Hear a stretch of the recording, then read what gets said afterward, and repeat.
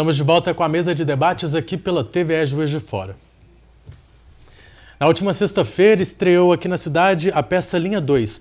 A obra segue as características do teatro do absurdo e conta a história de dois personagens que não se entendem, presos em uma situação que parece não ter saída. O espetáculo fica em cartaz até o dia 2 de abril. Gustavo, essa situação em que acontece a peça, né? Duas pessoas que não se bicam muito em uma situação que não tem uma saída aparente, é meio desesperadora, né?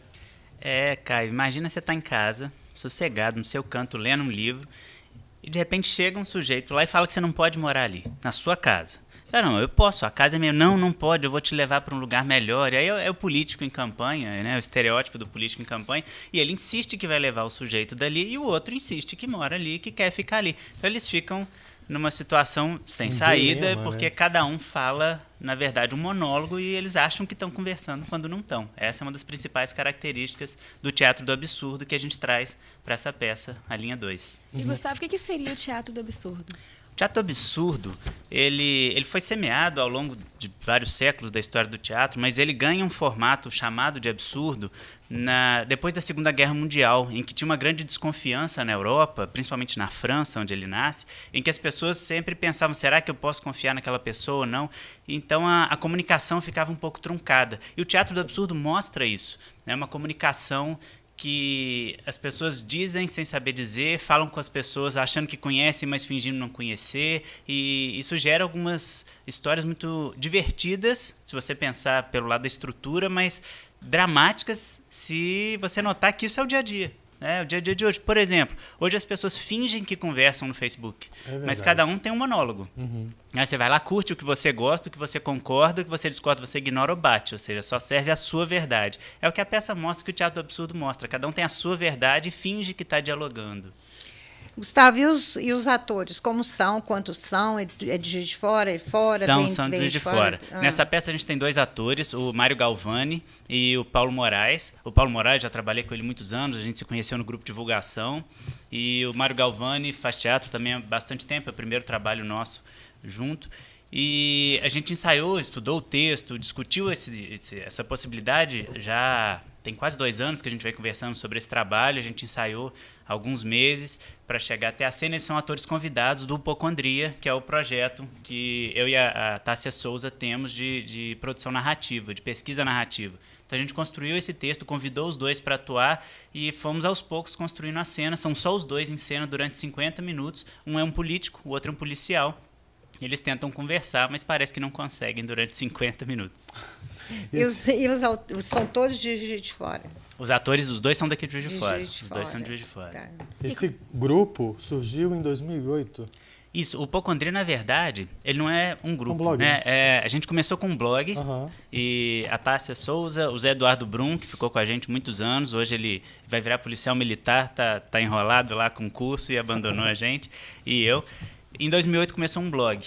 E aos poucos a gente foi experimentando outras linguagens narrativas. E tentou teatro, primeiro com cenas curtas. Essa é a primeira peça que a gente faz. A gente apresentou um espetáculo em 2014 chamado Alguma Coisa Você Tem, que eram 5 peças, 5 cenas curtas. Essa é a primeira peça mais longa. E a gente já fez experiências no cinema, com curtas-metragens, com fotografia. A gente brinca um pouco no Instagram, no Facebook. E faz experiências também num grupo de estudo, que a gente chama de estudos matemáticos, mas na verdade estudos narrativos, porque a gente sempre que tem que fazer conta tem problema, então a gente precisa estudar mais número do que letra. E lá a gente tem estudado contos de fada, arquétipos, distopias, buscando formatos dentro dessas possibilidades narrativas. E como que é fazer teatro em Juiz de Fora? Tem uma dificuldade que é uma dificuldade nacional ou global, não sei, que é público, né? Porque, como diz o professor José Luiz Ribeiro, que é debatedor aqui da mesa, as pessoas vão para o cinema e saem do cinema dizendo, eu não gostei desse filme. Depois, no dia seguinte, vão lá ver outro filme. As pessoas saem do teatro e dizem, eu não gosto de teatro. E não voltam durante muito tempo. Então é difícil levar o público ao teatro, ainda mais com as tecnologias de hoje, que o pessoal só quer ficar em casa vendo televisão, filme, internet e tudo mais. Então a dificuldade do público é um problema que não é local. A questão que tem sido discutido muito aqui, o Thiago falou aqui também na mesa de debates, Thiago Andrade, é da questão do espaço. né? O espaço para apresentação teatral em Juiz de Fora está complicado, porque existem alguns espaços que são prontos, às vezes são muito caros, outros estão embargados pelo Corpo de Bombeiro, tem que fazer reestruturação. Então, a tendência que tem acontecido é uma busca por espaços alternativos, como a gente tem o Andar de Baixo, da Caru, Vinícius, do Russan, o Espaço Compartilha, que é o que inaugurou junto com a gente no dia 17. Quando a gente estreou a peça, também inaugurou o Espaço Compartilha, que é ali no Gramber, né, onde a gente está em cartaz. É uma casa que é a sede do GTMG, né, a Companhia de Teatro, e o Alexandre Gutierrez me convidou para apresentar o espetáculo lá. A gente foi olhar, o espaço realmente cabia, porque a gente queria uma peça mais intimista, são 50 espectadores só por apresentação. E ele estava arrumando a casa para compartilhar o espaço, o material dele, figurino, e mostrar a produção. E, além de tudo, tem um café de copas, que tem uma cerveja artesanal deliciosa, tem uns salgadinhos. Você pode chegar mais cedo quando for ver o nosso espetáculo para aproveitar a casa, aproveitar o café. É bom que aí já toma cerveja, já fica já vai meio... entrando no clima. Já entra no clima, né? Mas todo ator sonha em fazer cinema ou não? É uma curiosidade. Não, tem alguns. É muito engraçado que, como dou aula de teatro para várias idades, né? No grupo de divulgação, já dava aula no curso de adolescentes lá, convite do Zé Luiz.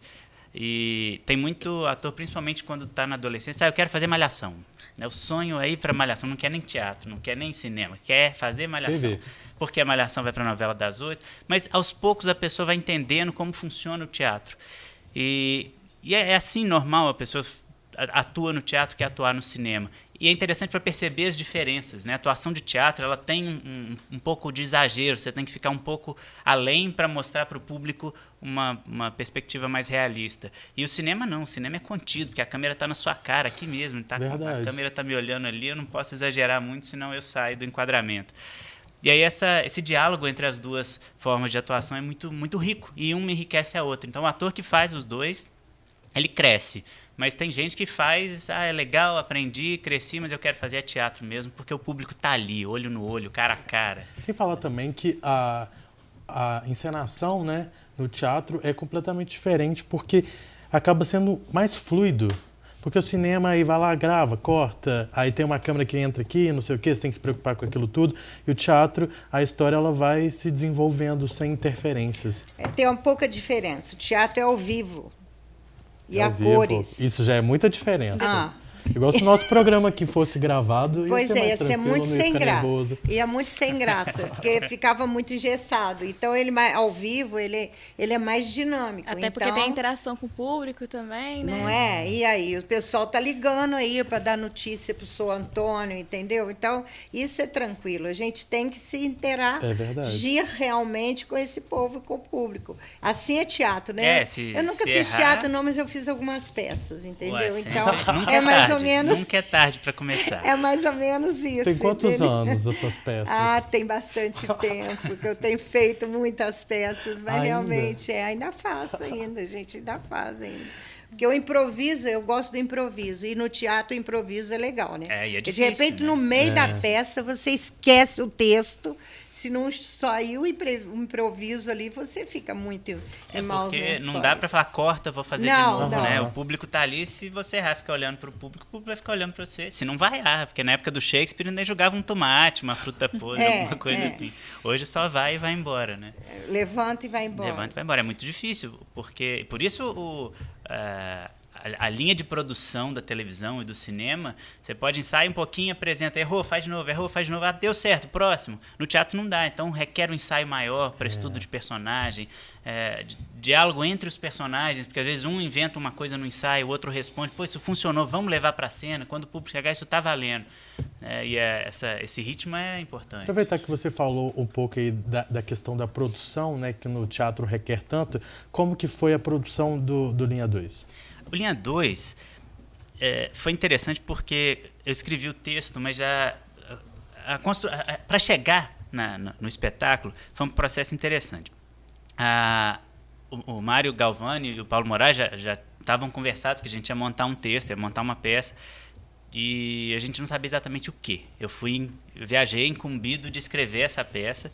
Minha esposa estava fazendo doutorado, a gente foi para Paris, e aí enquanto a gente morava lá, eu fui com essa incumbência. E estudei um pouco, bastante absurdo, já estudava teatro absurdo antes, e encontrei um livro do Jacques Rancière, um filósofo francês, e ele trabalhava dois conceitos, o conceito de política e o conceito de polícia.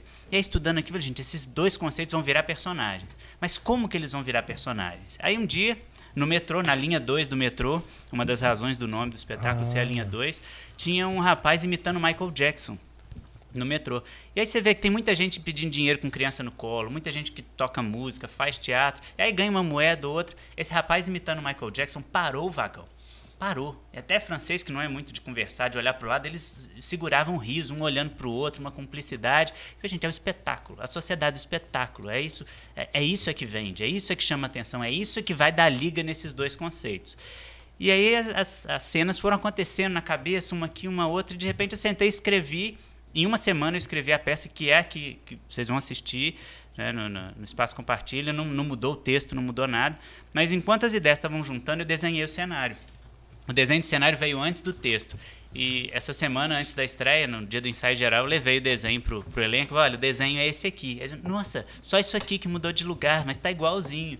Então a peça ela já nasceu pronta, digamos assim, visualmente. E o que está lá é o que foi imaginado no início. Nasceu pronto e nasceu em Paris, né? Nasceu em Paris. Que coisa chique. Tá vendo, hein? Bom, agora, Metrô. A gente vai para um rápido intervalo e já volta falando sobre teatro aqui para a mesa de debates.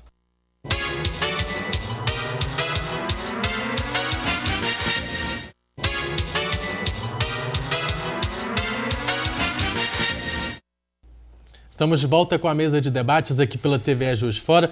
Gustavo, a peça estreou na última sexta-feira, dia 17. Dia 17. Sexta, sábado, domingo. Sexta, sábado e domingo. Até o dia 2 de abril. Até o dia 2 de abril, às 8h31 da noite. Tá, e como que a pessoa que quer presenciar o espetáculo de vocês consegue adquirir o ingresso? A gente vende na porta, o café, o Espaço Compartilha abre as portas às 7 horas e a sala de espetáculos abre às 8, porque às 8h31 em ponto a gente fecha, não tem como entrar depois, porque um dos atores, ele entra, fecha a porta e fica na porta. Então, se alguém chegar atrasado, além de atrapalhar o ator e incomodar o público, vai passar vergonha, porque vai estar todo mundo olhando. Uhum. Então, não pode chegar atrasado, mas o ingresso vende na hora. Só chega um pouco mais cedo, aproveita o café, conhece a casa e entra cedo. O endereço é qualquer rua? É a Rua Barão de Santa Helena, 229. É do lado do Colégio Grambery. Uhum. É pertinho daqui. A Barão de Santa Helena. Essa alternativa aí do 8h31 é até uma boa alternativa para exercitar, forçar, né, a pontualidade das pessoas. É não porque se fala 8h30, 8h30, 8h35 é 8h30. pode, não é. tá liberado. Então é 8h31. O japonês tem isso, né? O horário de começar é horário de começar. É. Então, nós, por exemplo, quando vamos dar palestra para falar da Seichunuye, está marcado para 19h30, 19h30 começa com o canto evocativo de Deus, e aí não tem, sabe, as pessoas podem chegar, mas geralmente eles já chegam, já, sabe, se acalmando, já chega sentando, já chega se acomodando, para que a gente possa realmente fazer. É porque né? o atraso, mais do que uma concessão para quem não chegou, acaba sendo um desrespeito para quem chegou na hora. E para vocês também, né? O ator está concentrado, aí começa a prolongar, ele vai ficando nervoso, e depois esquece o texto, tem que improvisar, e aí, coitado. Gustavo, a gente está falando aqui do espetáculo Linha 2, que todo mundo em casa está convidado para assistir, né? Claro. Mas também conta um pouquinho da sua carreira, de quais trabalhos que você desenvolve aqui em Juiz de Fora atualmente. Como ator no teatro, claro que tem o teatro de colégio e tudo, mas a minha consciência de teatro, ela nasce de verdade no grupo de divulgação. Eu comecei a fazer teatro no grupo de divulgação, na verdade querendo fazer cinema, mas você não pode fazer uma coisa sem conhecer outras, né? Senão você vira um repetidor. Então eu quero fazer cinema, eu vou conhecer teatro. E aí fiz um curso de introdução lá no grupo de divulgação, um curso de 3 semanas, e dali o Zé Luiz falou, se quiser continuar trabalhando com a gente trabalha aqui toda noite. Então eu venho segunda-feira. Aí eu fui lá na segunda, na terça, na quarta, aí vai estrear a peça daqui a pouco, eu vou lá de novo e não paro de ir. Só não tô lá porque eu comecei a dar aula à noite, e aí os horários não eram compatíveis, e por alguns anos eu tentei voltar a fazer teatro, não Não consegui.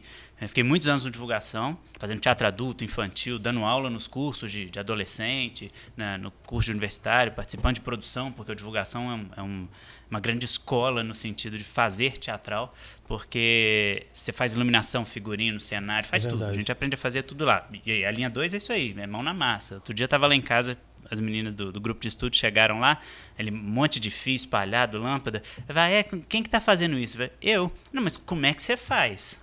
Arruma o fio, descasca aqui, cola ali, arruma, torce. Tem que fazer, não é? E aí alguns amigos do divulgação, que também não conseguiam fazer teatro por conta de tempo, mas queriam fazer, a gente se conheceu lá e começamos a conversar e fizemos um grupo que chama TOC, Teatro Obsessivo Compulsivo, que a gente estreou o primeiro espetáculo em 2012, uma homenagem aos 100 anos do Nelson Rodrigues, chamava A Vida Como Ela Foi. E esse espetáculo eu dirigi, atuei também, do TOC. E de lá para cá, a gente já montou mais 2 espetáculos, que é o Canção de Ninar, que foi o mais recente, e Barco Sem Pescador.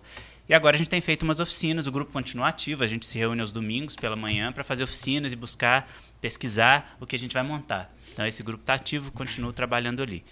E o Hipocondria, que é o projeto narrativo que eu comentei. A gente faz pesquisas em teatro, cinema, literatura.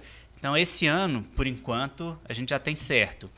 A linha 2, que está em cartaz, vai até dia 2 de abril.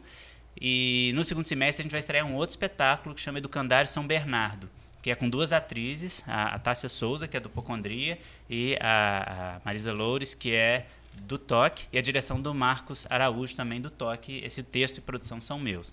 E entre os 2 espetáculos, a gente vai lançar um livro chamado 99 Receitas, que são 99 contos dos primeiros 5 anos do blog, contos da Tássia, meus e do Zé Eduardo Brum, que é apoiado pela Lei Murilo Mendes, foi aprovado o projeto, a gente lança ele, acredito, até o meio do ano, tá encaminhado, quase tudo pronto. Gustavo, você estava falando aí, em off, outro dia você falou, né, que a mesa continua o debate fora do intervalo, no intervalo, né? Então, a gente gostaria de saber de você, teatro ajuda a desinibir ou não? Como é que é aí? Ajuda a falar em público? Como é que é? Fala pra gente isso aí. Pra caramba. Se eu não tivesse feito teatro, eu não estaria aqui. Não falaria aqui agora. Eu sou muito tímido. E aí eu conheço o Zé Luiz também. E muita gente que eu conheço que faz teatro é tímida de você parar na rua, a pessoa fala, né? É assustado. Pedir autógrafo, você fala, como é que eu chamo mesmo? É, quase isso, de tão nervoso. E com o teatro você aprende a lidar com o público presencial. E inclusive com a câmera, que a câmera muitas vezes assusta as pessoas. Você pensa, peraí, é só uma câmera. Né? Depois você fala, ai meu Deus, eu falei para a câmera. Mas enquanto você está falando, é tranquilo. Porque você vai se concentrando, existem formas, métodos de pesquisa, de exercício de respiração, inclusive. Isso tudo você vai levar para a vida, né? No teatro não funciona, como a mesa não acaba quando aparece a vinheta, né? O debate continua. O teatro também não acontece só no palco, só no ensaio, né? Quem faz teatro leva isso para a vida. Gustavo, você falou do Fórum da Cultura, do curso lá que muita gente faz, quem é inexperiente, quem não tem muito contato com o teatro. Muita gente começa lá, muita gente tem a primeira experiência única lá também. Mas em Juiz de Fora, existe alguma outra opção para quem quer começar a fazer teatro, quem gosta da arte, mas não tem experiência? Tem, aí depende do que a pessoa busca. Se é algum curso introdutório, alguma coisa mais básica, você tem alguns cursos, como os do divulgação, tem um curso para adolescente, um para terceira idade, são cursos anuais, tem um curso que dura 2 ou 3 semanas no início de cada semestre, que é o Mergulhão Teatral. O Alexandre Gutierrez e a equipe do GTMG, lá do Espaço Compartilha, tem um curso vinculado ao Colégio Machado Sobrinho. O Sala de Giz, do Moratório, do Quioça, tem curso de teatro também. E a faculdade Machado Sobrinho tem um curso superior de produção cênica. Então você tem desde do beabá, eu quero fazer um cursinho rápido de 1 mês, eu quero fazer uma faculdade de 2 anos e meio. Você tem isso tudo em Juiz de Fora, né? Então tem gente buscando teatro em diferentes formatos, você tem como fazer teatro com diferentes graus de formação, basta saber procurar o lugar certo. Que legal.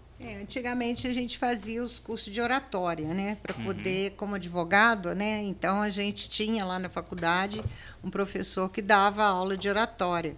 E a gente, como o advogado geralmente apaixona pela parte penal da advocacia, que é o júri, o tribunal do júri, né? Então, de repente, a gente fazia esse curso de oratória e realmente desinibia muitas pessoas. Você aprende a falar, você aprende a colocar realmente, né, os R's nos lugares certos, né? Então, isso é muito importante, porque eu acho que dá assim, uma certa segurança para a própria pessoa que está falando, não é isso? Dá, ainda mais mineiro tem mania de comer final de frase, né? Isso é um Peraí, problema. deixa eu falar até o final. Isso dá segurança para quem fala e uma tranquilidade para quem ouve, porque está entendendo o que o outro está falando, né? Isso é muito bom, um exercício de falar com o público, saber. É sempre pensar no outro, né? Porque às vezes a gente está falando e esquece que tem alguém ouvindo. E com o teatro você não pode esquecer, porque é olho no olho. E o teatro te obriga a pensar no outro, porque o outro está ali, se o outro ri, você tem que respeitar o riso. Se o outro chora, conseguir transmitir algum recado. Né? Se o outro não faz nada, você fica incomodado, o que eu estou fazendo aqui? Você falou de transmitir um recado. Nessa peça que você traz um político, um policial, dois personagens que são polêmicos na sociedade em si, né? Você tem a pretensão de passar qual mensagem para o seu público? Como é teatro do absurdo, eu acho que às vezes nem eu entendo. Não, estou brincando. Mas não tem uma mensagem, porque é uma esquizofrenia de falas tão grande que a gente tem citações, por exemplo, o político. Né, quais são esses conceitos? Né? A polícia é o do explícito e o político é o que pensa a sociedade. Então, o político é o conceito de polícia e o policial é o conceito de política. Ali é uma inversão, uma construção irônica. E o político... Tem hora que ele cita na mesma frase Hitler e Gandhi. Então ele não sabe nem o que ele está falando. Então ele gera uma reflexão. Aí tem algumas cenas, algumas sequências, alguns diálogos que tem gente que ri porque é mais explícito. Tem alguns que, peraí, eu não entendi. Aí você leva para casa, quer dizer isso. E é mais uma... Como cabe ao teatro absurdo, né? É mais uma cutucada social do que necessariamente uma mensagem, porque são muitas tentando dialogar ali no meio daquela confusão. Acaba também que cada pessoa tira a sua conclusão da peça, né? E tá uma coisa muito engraçada nesse primeiro final de semana que a gente reparou. Geralmente você sai dos espetáculos que a gente faz, em alguns anos de experiência, muita gente sai de eu gostei daquilo outro. Dessa vez as pessoas têm saído caladas. Isso é interessante. Porque meditando, é uma experiência particular também, né? Bom, eu gostaria de agradecer muito a participação de vocês, Antônio. Que agradeço. As doutoras aqui, né, Luciane. Debatedoras. É um prazer receber todos vocês. Obrigada. Eu gostaria também de agradecer a você de casa que acompanhou o nosso programa. Lembrando que a mesa de debates volta amanhã, 11 horas da manhã, ao vivo aqui pela TVE Juiz de Fora. E você assiste o reprise deste programa hoje às 6 horas da tarde e a qualquer momento na internet. Só procurar lá no YouTube, TVE Juiz de Fora, mesa de debates, e a gente aparece, tá? Lembrando, pessoal, de casa, ajuda, por favor, o Instituto Vitória, assista a peça do Gustavo e a gente tem um encontro marcado amanhã. Até mais.